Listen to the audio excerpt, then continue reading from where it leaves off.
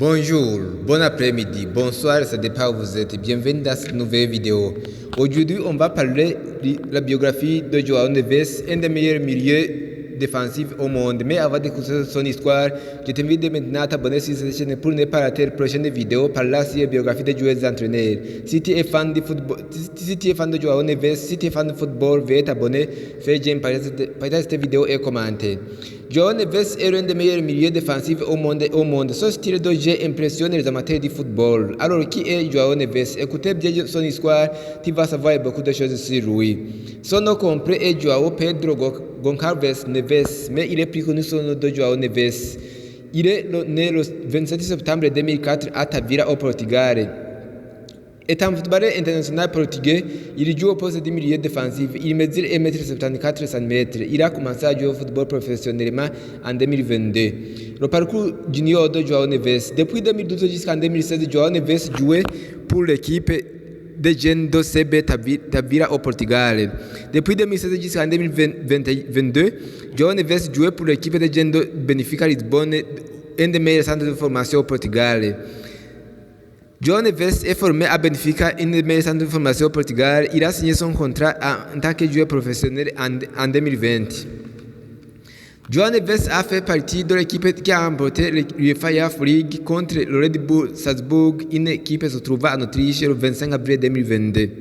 Benfica Lisbonne de 2022 à 2024.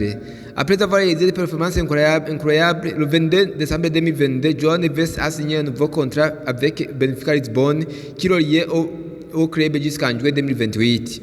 Ce même mois, João Neves a été intégré dans l'équipe première du Benfica Lisbonne et il a joué son premier match en tant que footballeur professionnel le 30 décembre 2022, lors d'un match face du Benfica Lisbonne face au SC Braga. João Neves a fait sa première apparition en Ligue des Champions le 15 février 2023 lors des matchs de Benfica Lisbonne contre le club Brugge, une équipe se trouvant en Belgique. Le 21 mai 2023, João Neves a marqué son premier but en tant que footballeur professionnel. C'était lors des matchs face au Sporting Club Portugal. João Neves faisait notamment partie des finalistes du Golden Boy 2023. Après avoir réalisé des performances incroyables, plusieurs équipes de Manchester United et Paris Saint-Germain ont voulu l'acheter. Paris Saint-Germain depuis 2024. Le 5 août 2024, João Neves s'est engagé pour 5 saisons avec le Paris Saint-Germain et il a été recruté pour un montant de 50 millions d'euros, auquel il s'est ajouté un bonus de 10 millions d'euros.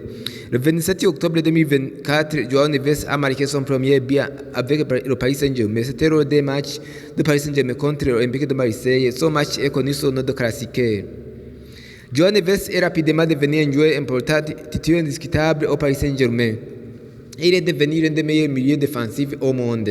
Le 22 janvier 2025, João Neves a marqué son premier but à Ligue des Champions, la meilleure compétition européenne. Il a marqué son but avec le Paris Saint-Germain lors des matchs du Paris Saint-Germain contre le Manchester City, une équipe se trouvant en Angleterre. João Neves a aidé l'équipe de Paris Saint-Germain à remporter sa première Ligue des Champions le 31 mai 2025 lors des matchs contre l'Inter de Milan, le final qui est joué en Allemagne. Le Paris Saint-Germain a remporté la Ligue des Champions pour la première fois de son histoire après plusieurs années de raquettes, de souffrance, et João Neves a été aussi et le Paris Saint-Germain a été aussi la première équipe française à remporter la Ligue des Champions après 32 ans car l'équipe olympique de Marseille l'a gagnée en 1993. João Neves a été un joueur clé dans cette équipe parisienne qui a réalisé l'exploit.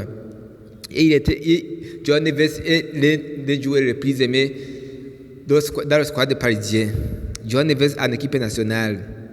João Neves a passé dans les équipes de jeunes du Portugal de 2019 en 2021. Le 6 octobre 2023, João Neves a été convoqué pour la première fois en équipe nationale du Portugal surnommée Seleção d'Aquinas.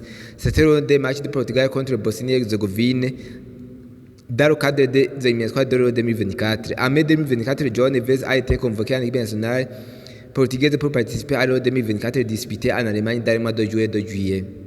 En juillet 2025, João Neves a aidé l'équipe nationale du Portugal à remporter la Ligue des Nations contre l'Espagne. Le style de jeu de João Neves.